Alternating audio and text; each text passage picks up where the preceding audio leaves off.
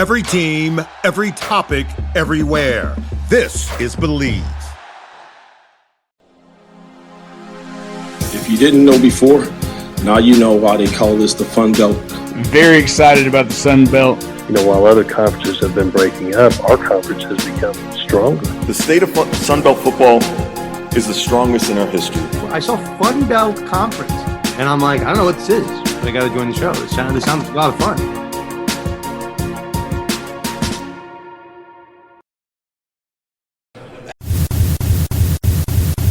AppSt head coach Sean Clark joined us on Fun Belt Podcast. Coach, it was the best of times. It was the worst of times. Does Jeremy need to give you a hug about 2022? Yeah, I tell you, it was a hell of a year, and but you can't turn back the clock on time. And we were a 6-6 team last year. We had the highest of highs and lowest of lows. You started in September, and we were the darlings of college football for 4 weeks. Yeah. And you played North Carolina double overtime, scored 40 points in the fourth quarter, go to A&M, beat the number 6 ranked team in the country, bring College Game Day to Boone, North Carolina for the first time ever. And we've done a lot of firsts at App State. And then went on a Hail Mary pass. And again, I'm very proud of that because the College Game Day has only been to the Sun Belt twice, and we're one of those. And then, you run into a tough JMU team. And from there, we lose 5 games by less than a touchdown. And the margin of error is so short, so small in the Sun Belt now. It's not like it was in 2016 when it was App State and Louisiana playing 8 times in 4 years. I mean, from top to bottom, it's the toughest it's ever been. The regional rivalries have been great. We've sold out the season tickets for the second year in a row. We'll set another attendance record this year at the Rock. So a lot of good things are happening, and we've kind of fast forward to 2023. So, Coach, with that said, though, you mentioned game day coming to campus. How big is that not only for App State but for the league? I mean, that surely kind of gives you a chance to add fuel to the fire of propelling us into the top G5. Look, bringing College Game Day to Boone, North Carolina was phenomenal. It was phenomenal for our university. It was big for the conference put on a national stage. We did an economic impact study on bringing College Game Day to Boone and our university. It was over a $550 million free advertisement for our university. And applications went up 25%, enrollment's up, so you can't tell me football don't matter.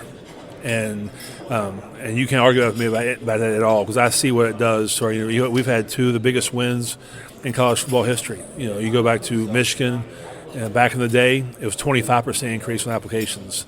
Now we're doing the same thing with the one over A&M. So it just goes to show you football matters, and it matters in the Sun Belt. It helps that you put on a hell of an entertaining game for that win on a Hail Mary type thing. An instant classic that people always remember.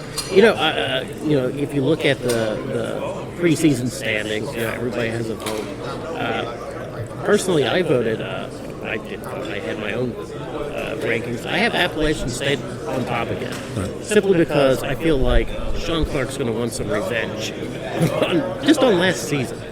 Does it feel like that with the rise of JMU, with the continued excellence of Coastal Carolina and some of these others, that the pressure to regain that number 1 status is a little harder now? I don't think it's pressure to regain it, and I don't see anyone in the Sun Belt running through the Sun Belt like we have in the past. I mean, just year in and year out, it's going to be somebody different, and that's what people need to understand. I mean, if you're Appalachian State or at Georgia Southern or Marshall, it's a tough conference, and again, we want to be number 1, and those are our goals and expectations, and we plan on being back there, And you mentioned the preseason votes. We were picked second in the league, but I'm not sure how we were picked second because we only had 3 people in the all preseason conference. So we must not be worth a shit. So we have 1 first-team all-conference lineman, a second or a third team, and a first-team return specialist. So I call it the no-name defense this year. Not one of our defenses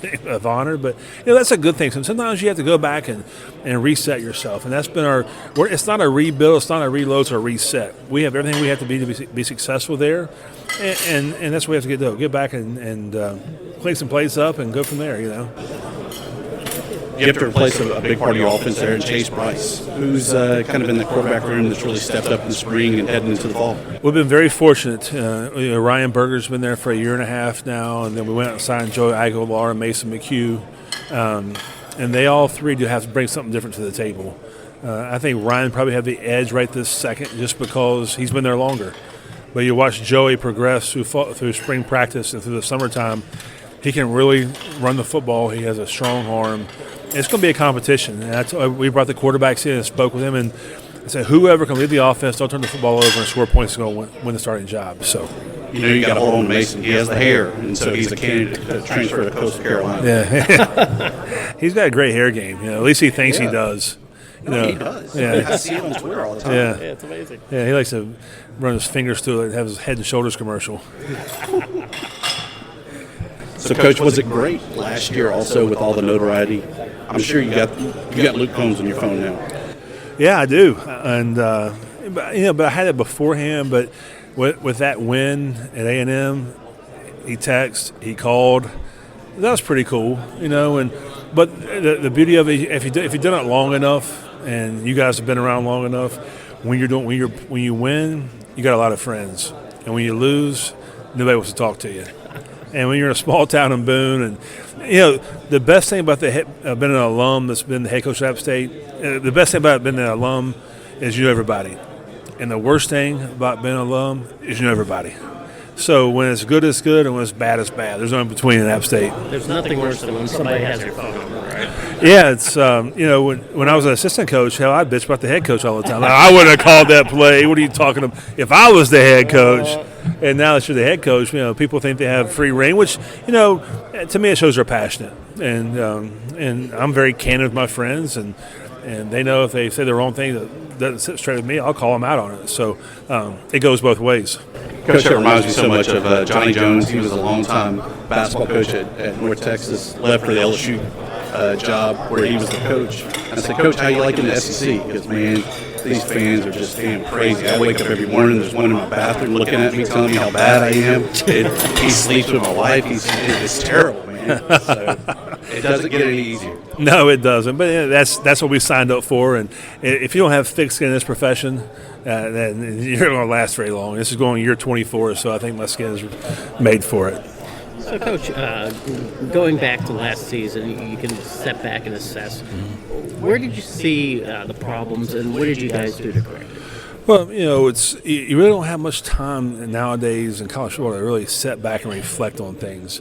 You think you go right from the season, there's a 4-week dead period, and you're having exit interviews to see who's leaving, who's going to the transfer portal, who you want to come back, who do you want to leave.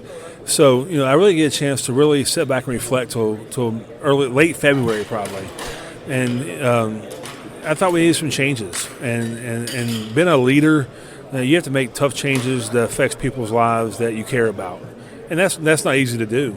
And so I made a decision to make some moves on both sides of the football and do what I think was best for our program. And I'll always do that. And I want AppSt to be really good long after I'm gone.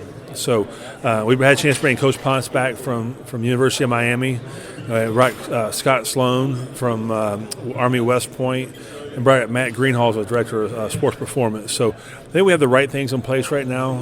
We have a great alignment with our athletic director, our chancellor, everyone involved in it. So our goal is to get back on top, and it's going to be this year's the year to do it. Coach, where do we fit in? How do I get to go to Boone and be a part of this revival of AppSt? Man, all you have to do is call me, and we'll get you up in the suite. You can relax a little bit and be a college fan. That's what I'm excited about. 15 years down the road, I'm going to be that guy in the stands that tweets and, hey man, I wouldn't. Hey, you're the worst coach in America. Why would you call that for? No, but you guys got to come visit sometime. It's a great place to watch a college football game. I think he's suddenly calling us out, Jeremy. Yeah, I think he should. He's well within his rights. No, he's not. We're always right because we're in the stands. That's right. We know all the answers.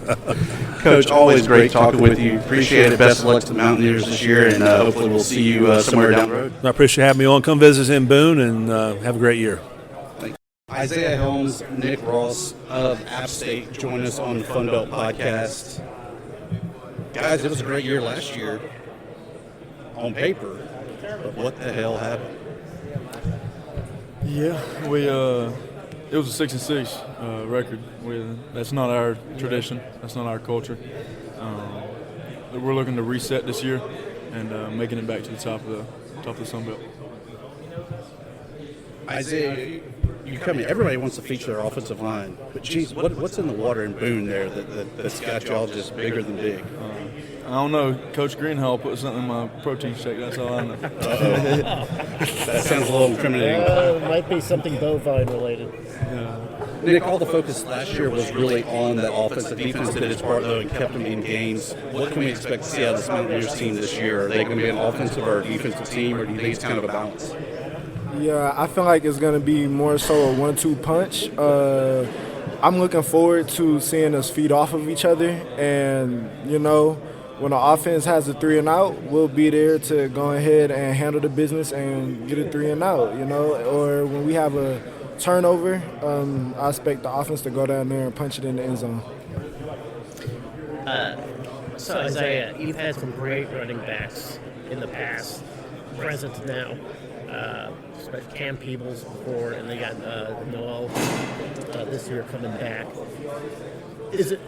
Would you rather do pass protection, or would you rather let those guys run? I'd want to let the shorties run, man. Let the running backs play, man. I've never met an offensive lineman say, "Man, I love pass protection. I love being there 5 seconds defending all those guys."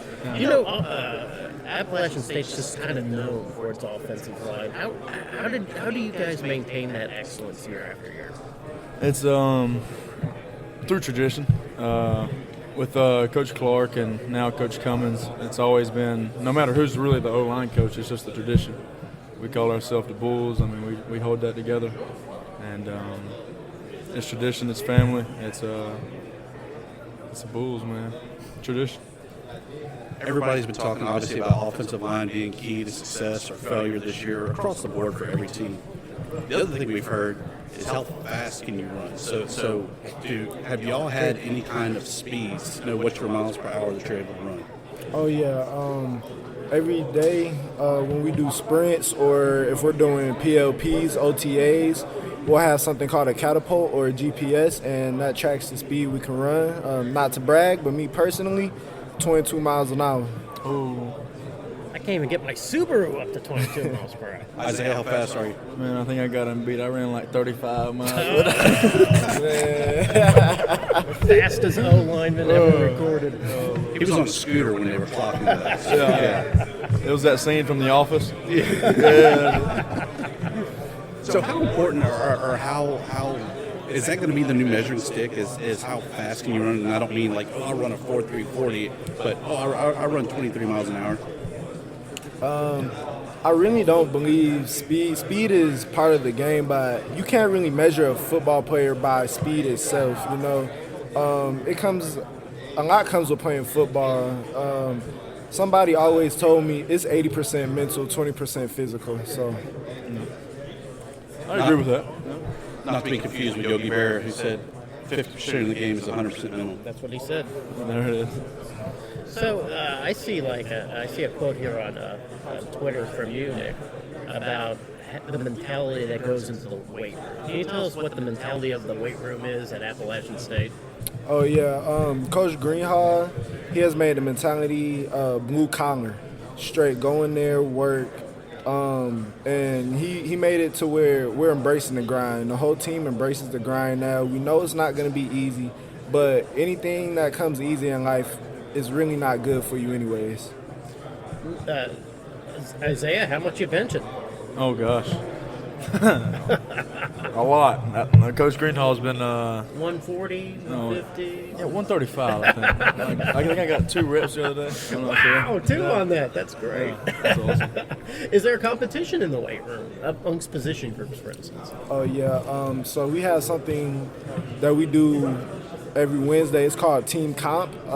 So basically we draft teams. We get out there, we run mat drills, 4 quarters, and then afterwards we might do tug of war or tire pull or relay races. It varies throughout the week, but it's definitely competition throughout the weight room. Yeah, we're breeding competition. That's what we've been missing. So let me tell you, is there something called, is it true that there's something called the Boone advantage, with the elevation being a little bit higher than most places? I've heard about it, a little something, Yeah. I don't think it. Don't keep that quiet? Right. No? All right. I mean, I feel like it's more of our fan base than anything. That's really what it is. It's not the elevation. It's them guys showing up Saturday and giving their all for AppSt and cheering us on. So that was pretty wild when game day showed up, right? Oh, that was. Yeah. So how was the atmosphere that day? It was surreal, but I commend our team for staying level-headed throughout the game. They and our fan base was obviously in a good spirit, but that the ending of the game was tremendous. Throw from Chase Bryce to Christian Horn. I mean, it was a surreal day, but I'm glad we came out with the win. How quick did you make it to the end zone? A couple seconds, I believe. You hit that 35 mile per hour speed. 35 mile an hour speed. He was there. He caught it. I was down there. Nick, what about you? Were you just in shock on the sidelines, or did you make it down there for the celebration? I'm not gonna lie, it's a funny story. So, it was about a couple seconds left in the game. I'm like, oh wow, oh boy. But I never stopped giving up. I never stopped having faith in my team. But I couldn't watch it myself, so I was watching the game on the Jumbotron. And as soon as I seen Christian Horn catch the touchdown, run into the end zone, I didn't even run. I was kind of in disbelief. And first thing I did was thank God. See, I like a better story of I was actually ejected the first half. I was watching on the TV in the locker room, and I went running out. I got suspended the rest of the season. That would have been a lot better of a story. Guys, it's always great to talk about Boone and the East. Who are you kind of having a target on or a circle on the calendar for the upcoming season in the East? I'll be honest with you. I think we're going to take it week to week this year. It's not looking forward or looking behind or anything like that, just trying to stay in the present. We got a job to do week by week. Nick, what do you think? I think that you hit that right on the head, man. But you still don't like Georgia Southern, right? Oh, well. I'm not trying to cause any trouble. There's all these Georgia Southern, man. Yeah, absolutely. Do you see what Kane Womack has done from South Alabama, the governor? That he has everybody constantly politicking and wanting to give that perfect answer to every question. That's right. And no one will give you a good sound bit or anything else. It's a shame. We're just trying to get some locker room material. We're just trying to we're trying to fill up the whiteboard there. Guys, can't thank you enough for your time. Looking forward to seeing the Mountaineers this upcoming season. Best of luck to you all. Thank you. Thanks. The head of the Monarchs, head coach Ricky Ronnie, joins us on Fun Belt Podcast.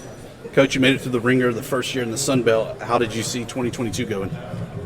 Yeah, I mean, obviously it's a great conference, and you knew it would be. I mean, I thought obviously we played a lot of close games, and we didn't come out on the front side of those all the time. I thought we played pretty well for most of them. We didn't play our best football against JMU, which is obviously disappointing that we didn't play our best ball in the first half against AppSt. I thought we played well in the second half against AppSt and into South Al, and we played some other teams close. But we got to find a way to come out on the right side of those, and that's the little details here and there. And like I said up there, you don't really know when that play is going to happen. So we've got to make sure that we're it's like a business and sports thing. Real cool. They get into the money. This year was shaping up really good for Old Dominion with a lot of guys coming back, but of course the portal hit you pretty hard. Most notably at the quarterback position. Where do we stand on that as we get ready to break fall camp? Yeah, I think that we're still in a quarterback competition. We have two guys that are really battling it out, Jack Shields and Grant Wilson. We feel good about how those guys have approached the competition. They've really had good summers, and not only from a mental standpoint, but physically.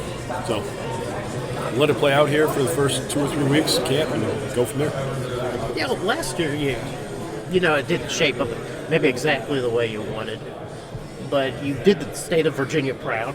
You actually did the Sun Belt proud by keying up that very first big win on national TV. Everybody looked great. The stadium was full. You got the big win. You almost had the win against Virginia. Man, I was pulling out for you guys. I was like, oh, you've got to close this out, but it didn't quite happen.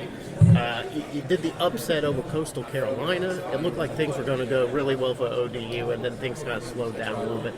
What can you do this year different, or what can you do this year to shore up some of the shortcomings that happened last year? Well, I think it's the depth. We have more depth this year. I feel like that's been a common theme on the East this year. Yeah, We've been talking about depth. I think if you look at it from our first, the guys on our first team, quote unquote, to our third team, I think there's a lot less difference now, and I think that's an important thing because we got to be able to play more people. It helps our special teams. It helps our depth down the stretch and all those sort of things. So I think that's going to be really critical for us, and I think that's probably the main piece. It also allows us to overcome injuries a little bit better than maybe we did last year, where some injuries kind of hurt us and not only hurt our actual production, but hurt our confidence and hurt some of the guys, like maybe belief. I don't think that's necessarily going to be the case this year. So this year you had the NFL draft. Zach Kuntz gets picked up. Were you there for all that? I wasn't there. He was in Pennsylvania for his. Okay. We were able to have 3 guys get picked, which is that was outstanding. Yeah, it's more than 29 Power 5 schools. So we did a pretty good job there. We knew 2 of them. Even before our pro day, we knew Zach and Nick were probably going to get picked. But Trey had an unbelievable pro day. And obviously he's very, very talented, so for him to be able to go in the 6th round was awesome. And we've already had some guys, our long snapper from last year, he's in camp right now with the Packers. We have some other guys that are doing some things. We actually had one of our offensive linemen actually started games in the XFL. So he played in the fall and then started games in the spring, which I'm sure his body feels great right now. So that happened as well. So we've had some guys. So and obviously we had 2 the year before. So we've got I think 11 guys active on rosters right now. So NFL-wise, we've been doing pretty good shape. Obviously, the football coach, but I know you're a baseball guy by heart. I saw the pictures on social media, had a chance to go out west, to go to Oakland. What was that experience like out there? The people are great in Oakland. The people are unbelievable. You feel bad for them, because they're going to lose their team. That stadium is terrible. I mean, it's falling apart. I mean, they're literally like tape, like covering cracks in the ground and things like that. I mean, it's really, really, really bad. But the people are just unbelievable. I mean, it's one of all the stadiums. They might have been the nicest people we came across, which was awesome. So, yeah, you feel bad for them. I think we looked back and we were at it was like the 3rd or 4th highest attended game of the season. It was Run the Bases Day, and I swear there were more people who ran the bases than were in the stadium. I don't even know where they all came from. But it was nice, and we had and not to, as expected, we had front row tickets, and they weren't exactly hard to come by, but it was great, and the people were just so great. They made it a good experience. But now you get an excuse to go to Vegas and check out another stadium. So I've told my sons that I was going to wait till they were 21. So we'll go finish that one when they're 21. They've been to Vegas before. We actually went to Vegas last year when we did the Southern tour because we wanted to go to the Grand Canyon. So we did go to Vegas last year. We let them pick the hotel. So they picked the Excalibur, which is the exact thing that you don't want to stay at. They do know now that was a poor choice. So I think next time it's going to cost me a little bit more money on where we stay when we go to Vegas the next time. And it's certainly going to cost them more money because they'll be 21 and being able to partake in some of the other things. It's a lesson you got to learn, right? Yeah. I had my 21st birthday in Vegas, so we won't go that deep, but it'll be fun to be able to do that with them. Went for Excalibur. I would have expected Circus, or something like that. So yeah, it was who were their finalists? The finalists were Excalibur, New York made the final. I don't know why, and really wish they would have picked that. It's a cool outside, yeah. It is. And then I want to say it was the one I can't even remember. Treasure Island was the other one, or whatever it is now. The ring. So that was the other one I think that made the cut. They were pretty bad choices. But kids, it was nice because we were actually we had like a suite, the whole 9 yards at that one. But every other time we travel, we make them stay in the same hotel room we stay in. So keep them humble a little bit. But that one we kind of quote unquote splurged. I think it was still less than some of the Holiday Inns and things we'd stayed in. So Jeremy, what I hear is that Coach is a high roller. That's on the Excalibur. That's right. We got to look for the petty cash. Yeah, I don't know about that. No, I think that's maybe some of those leftovers from when I was 21, 23, 24 when I would go there. Now, do you consider yourself a gambler as a coach? I mean, do you gamble on the offense? Do you gamble on defense? I consider myself to be probably a modern gambler, and then I look at the analytics of it just like those guys do. Oh, okay. You know what I mean? So I'm not going to follow those. I'm not one of those guys who has the book and I flip to it and it says automatically punt here, automatically. I don't do that.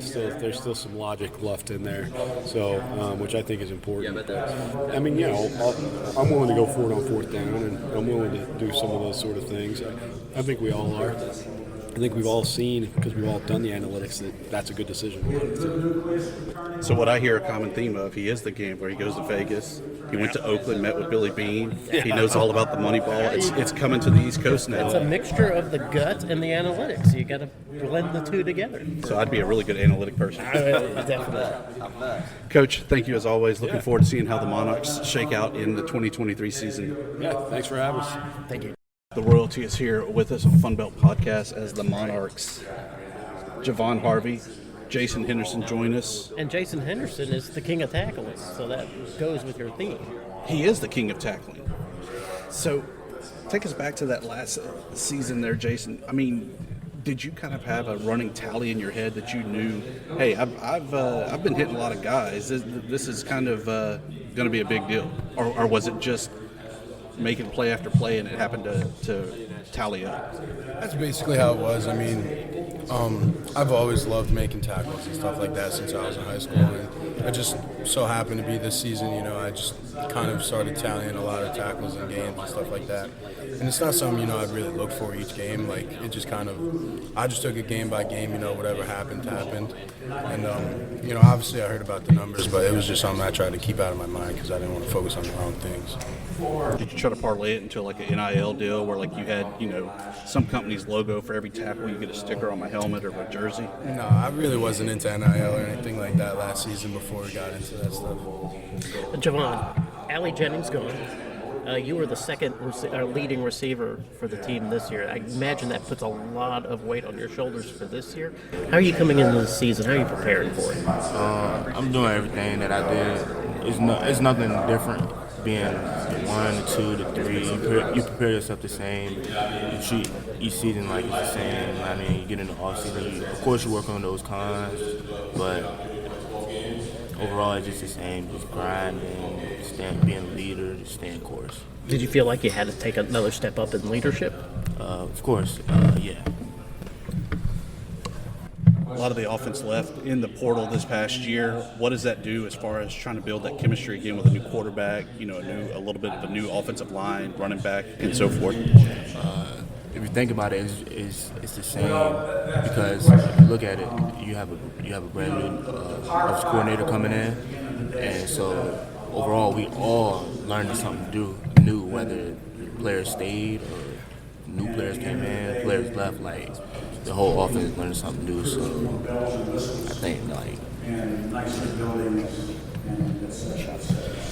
picked at the bottom of the Sun Belt Conference East. Is that a fair representation of the team, or do you feel that kind of puts a little chip on your shoulder to play up for the year? No, a list is a list at the end of the day. That's not something our team really takes into consideration at all. I mean, you rank us first in the East, you rank us last in the East. It's not going to stop what we're doing. We're going to still prepare the same. And, we've had a really good offseason, so I think everyone's just kind of ready to. Well, everyone already has let go of last season. I think everyone's just excited to see what this season brings for us. Able to do what a lot of teams didn't get done last year, able to go to Coastal and get the win. What was that like, and what does that do for the program to kind of show that, hey, y'all can hang with even the top of the division? I mean, yeah. I don't know what was in the air down there, but that was just a great day for our team. I mean, we came out of that game, started fast. Everyone was very high energy and stuff like that, and I think it was just something where you have those games where everything that seemed like could have gone wrong went wrong. That game was quite the opposite, where it seemed like everything that could have gone right for ODU kind of went right for ODU, and it was a great feeling at the end of the day, but. It's somewhere kind of going 1-0 happens with that. You have your really good wins, you have your really bad losses. You just got to move on to the next game and keep playing football. ODU spring. Who won out, defense or offense? Come on. It was a tie apparently because neither one of them wanted to say anything. let's no. We need some trash talk. Got each other better. Yeah, we got each other better. So Jason, we were talking before we started there. You were familiar with ODU more so from wrestling over there in that area. How did that kind of give you the advantage to be the standout player that you were? I was really familiar with ODU because I wrestled down in Virginia Beach. But wrestling was the second sport I ever did. But my family's huge into wrestling, and my dad's always known that I was more into football than wrestling. But he would kind of tell me that wrestling is going to make you a better football player, which I couldn't agree more with him. The things that you learn on a wrestling mat, which could help you for just life skills in general, and then the stuff that it teaches you on the mat or on the football field. With obviously there's some wrestling moves that are just like tackling somebody. There's a lot of the balance and stuff like that, and just the mental process of going through a wrestling match is kind of similar to a football game, and it helped me in that aspect as well. Javon, what other skills you have outside of pass catching? Cooking. Oh, well, cooking. Yeah. Do tell. What's the signature dish? Signature dish.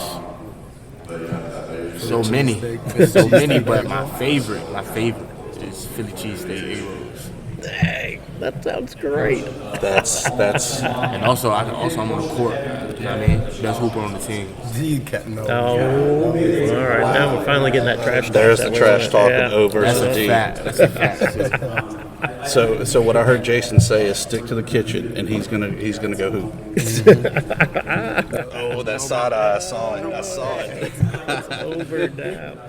So with you being here in New Orleans, which is like a culinary Shangri-La, have you been kind of going out to dinner and saying, hey, I could do this, I could do that? Yeah. No? Yeah. Last night, I had some salmon. But it was good, but you know me, homemade from my kitchen, always better. So post football, is there a food truck or restaurant in the works? Yeah, that's the plan. Are you gonna have a dish named after Jason? Yeah. Yeah. What is it, and does it involve? He's gonna be my sponsor, actually. Oh, he's a sponsor. Yeah, he's gonna be my sponsor. Okay.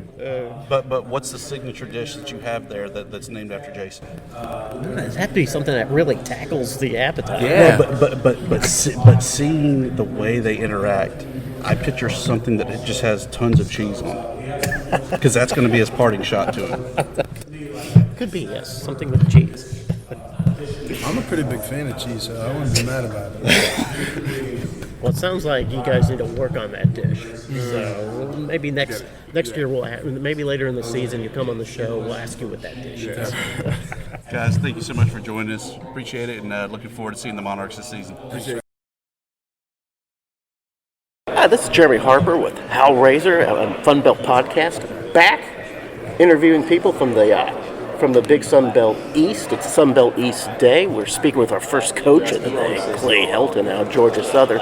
Clay, I was talking to your players earlier, and one of the themes that we were talking about that last season it wasn't that there were low expectations for Georgia Southern. It was just that we didn't know what to expect. You got a coach coming in, totally different system, great reputation, but hey, he probably needs a couple of years to get some guys in, get his system rolling, get the right players. Turns out Georgia Southern was the most dangerous team in the Sun Belt last year. It goes to a bowl game, does great things. Now it's back for year 2. What do you do different in year 2?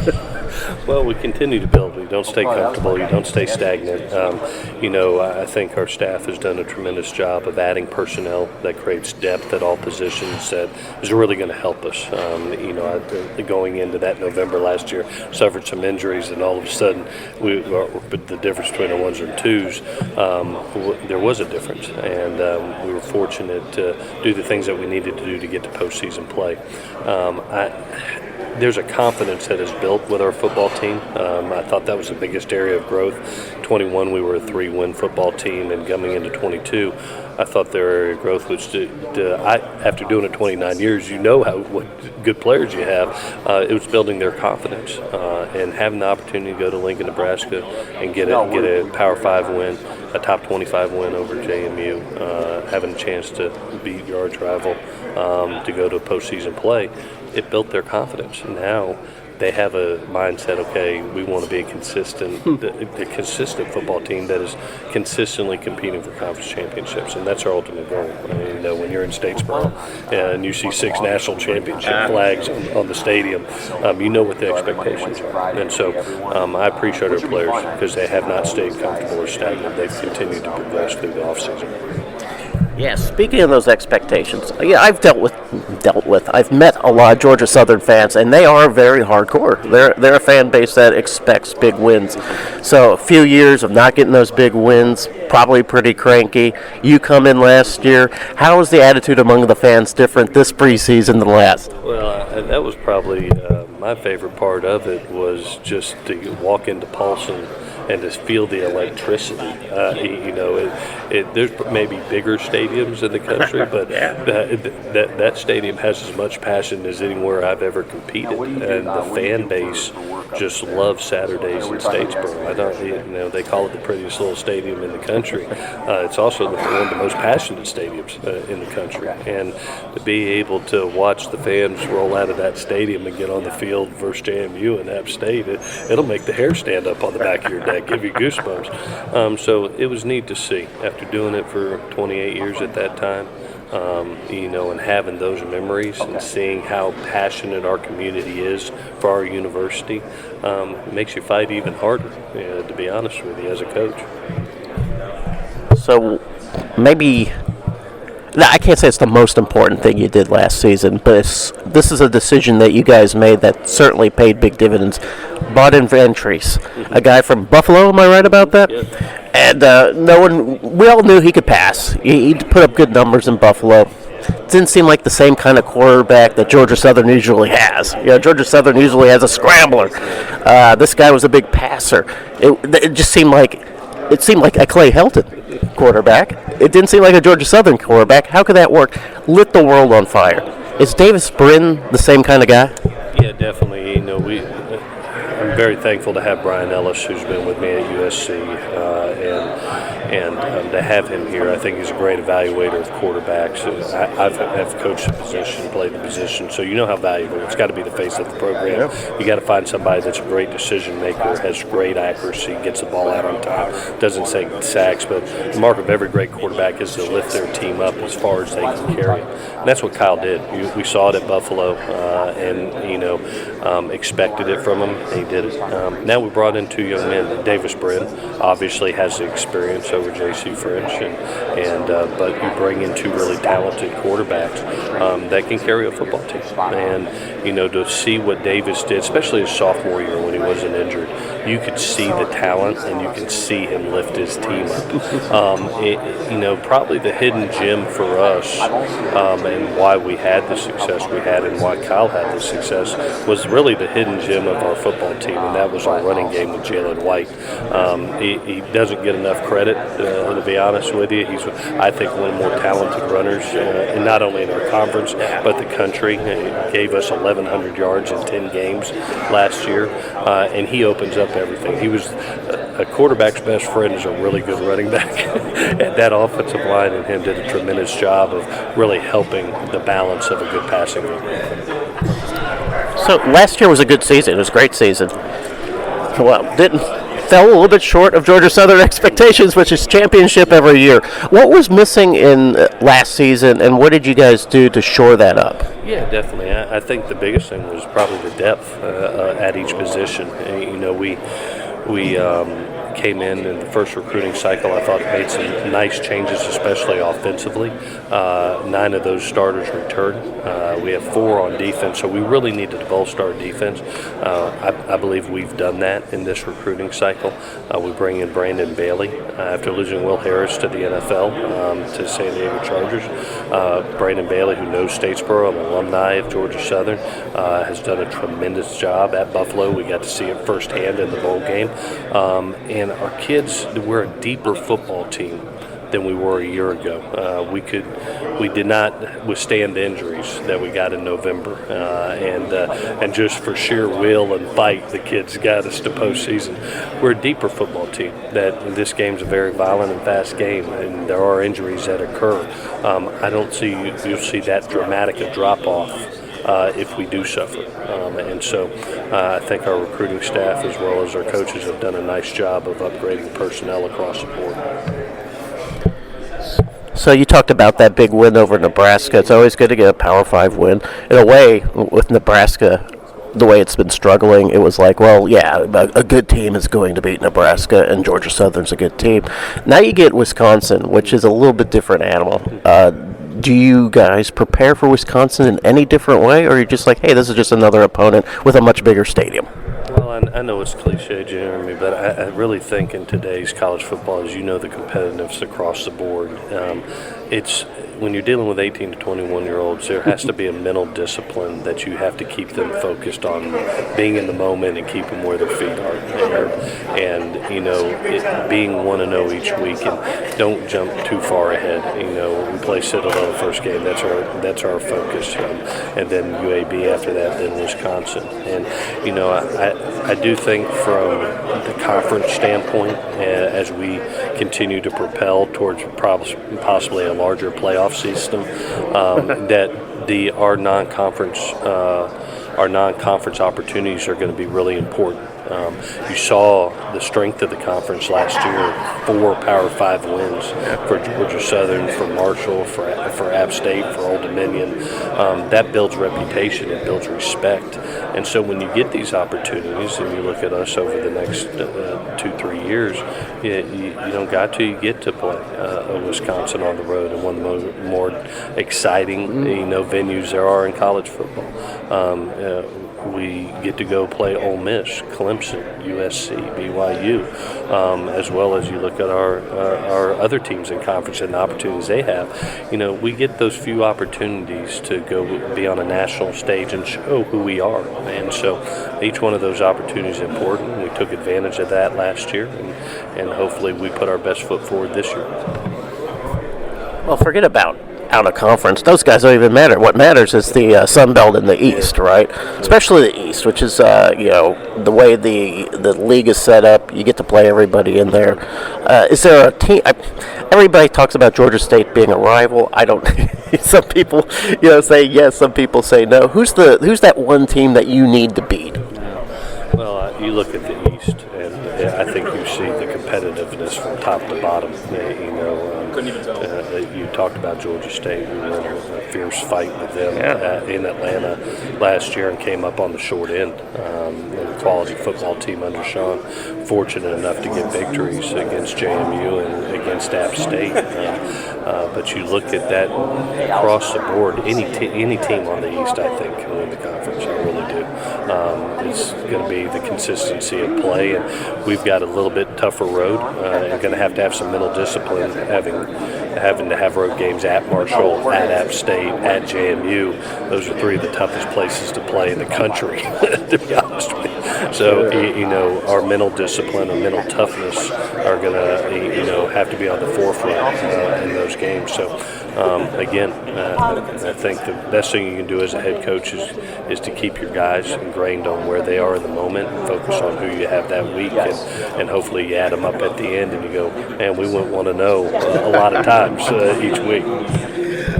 Last question for you, Coach. Kind of a technical question, which isn't the most exciting way to end the interview, but I'm going to ask it anyway. Commissioner Gill, he came up and talked a little bit about NIL, and sort of requested maybe some congressional help in terms of bringing, evening the playing field a little bit, bringing some consistency with it. Right now, NIL it's just sort of a Wild West. Everybody's doing a little something different. The rules keep changing. The tax situation keeps changing. What's your opinion on that? Well, I think one, I'm excited for our student athletes. When it comes to name, image, and likeness, you got to remember this game doesn't last for long. Only 0.5% of all college football players make it to the NFL, and the average NFL lifespan is 3.3 years. So anytime you get to use your name, image, and likeness to help yourself individually, maybe help your family, I think that's a good thing. Not a politician, and not a commissioner, so there's going to be regulations that probably come with it as we continue to learn this path. But overall, as a coach and somebody that's been doing it 29 years, to be able to see students be able to benefit from their name, image, and likeness, I think that's a really good thing because the game is so short for each and every. And so if they're able to benefit from what they do, that's a good thing. Now, I would imagine that as we move forward, there will be stipulations, and that's for people a lot smarter than me to figure out. Stick to X's and O's, let those eggheads figure it out. Points and wins is what I'm in charge of. Coach, I appreciate your time. I know you have a very busy day. It's going to get just busier coming from here. Thanks. You're always a great interview. Yeah. Thanks for dropping by the podcast. Thanks, Jeremy. Appreciate you. Before you go, can I get a quick picture? Yeah. This is proof of life. You've actually showed we're at the podcast. Thank you, awesome. sir. Thanks, Jeremy. And good luck. Thank you. Appreciate it.